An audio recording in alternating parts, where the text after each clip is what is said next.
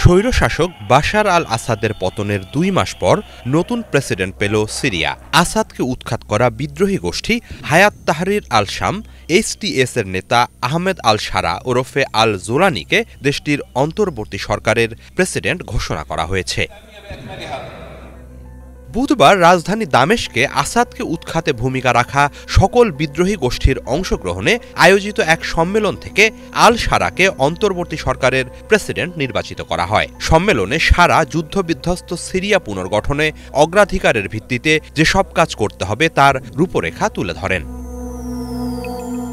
তিনি বলেন, সবার আগে জরুরি বৈধভাবে রাষ্ট্রীয় ক্ষমতা কাঠামোর যে শূন্যতা বিদ্যমান সেগুলো পূরণ করা।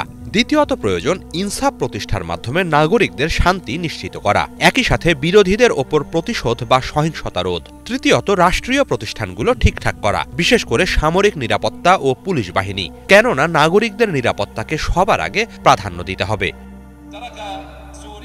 নতুন সরকারের সামরিক পরিচালনা খাতের মুখপাত্র হাসান আবদেল গনি জানান, ওই সম্মেলনে সিরিয়ার সংবিধান স্থগিতেরও সিদ্ধান্ত নেওয়া হয়েছে।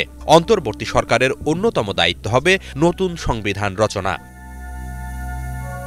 এদিকে ওই সম্মেলনে আনুষ্ঠানিকভাবে আসাদ সরকারের পার্লামেন্টও বিলুপ্ত ঘোষণা করা হয়। অন্তর্বর্তী সরকার পরিচালনার জন্য একটি অস্থায়ী আইন পরিষদ গঠন করবেন শারা। এছাড়া আসাদ আমলের নিরাপত্তা সংস্থাগুলোকেও বিলুপ্ত ঘোষণা করা হয়। সেই সাথে আসাদ সরকারকে উৎখাত করা বিদ্রোহী গোষ্ঠীগুলো বিলুপ্ত করে তাদের সদস্যদের রাষ্ট্রীয় সংস্থাগুলোতে আত্মীকরণেরও ঘোষণা আসে।